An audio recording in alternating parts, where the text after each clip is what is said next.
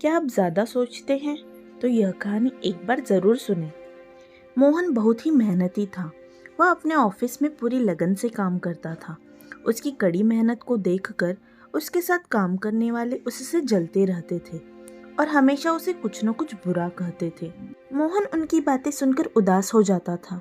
उससे अपने सहकर्मियों की बातें रात को सपने में भी सुनाई देती थीं।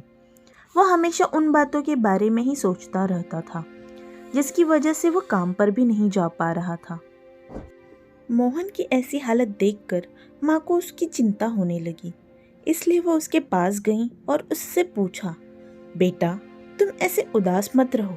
यदि तुमको कोई परेशानी है तो मुझे बताओ, शायद मैं तुम्हारी परेशानी दूर कर दूं। माँ के पूछने पर मोहन ने सारी बात बताई। मोहन की बात सुनकर माँ ने उससे कहा, बेटा, जाओ मेरे लिए अंदर से 1 लोटा पानी लाओ। मोहन अंदर गया और 1 लोटा पानी ले आया।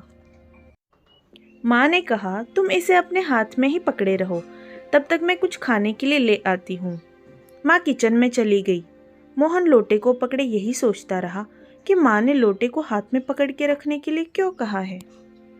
कुछ समय बाद माँ मोहन के पास आई। मोहन ने माँ को लोटा पकड़ाना चाहा, परंतु माँ ने कहा, बेटा, आज दोपहर तक तुम इसे ऐसे ही पकड़े रहो। माँ की बात सुनकर मोहन हैरान हो गया। मोहन ने तुरंत माँ से कहा, माँ, मैंने इतनी देर से यह लोटा हाथ में पकड़ के रखा है। मेरा हाथ अभी से दर्द हो रहा है। यदि मैं दोपहर तक इसे ऐसे ही पकड़े रहा तो मेरा हाथ बहुत ज़्यादा दर्द होने लगेगा। माँ ने कहा, बेटा, यदि तुम दोपहर तक 1 लोटा पानी अपने हाथ में नहीं पकड़ सकते तो लोगों की बेमतलब बातों को क्यों अपने दिमाग में इतने दिनों तक पकड़ के रखे हो। जिस तरह वजनदार वस्तु हाथ में पकड़ने से दर्द होने लगता है, ठीक उसी तरह बिना मतलब की बातों को दिमाग में रखोगे तो दिमाग के साथ साथ शरीर भी बीमार पड़ सकता है। यदि तुम लोटे को हाथ में पकड़ने के बजाय नीचे रख दोगे तो तुम्हारा हाथ नहीं दर्द होगा।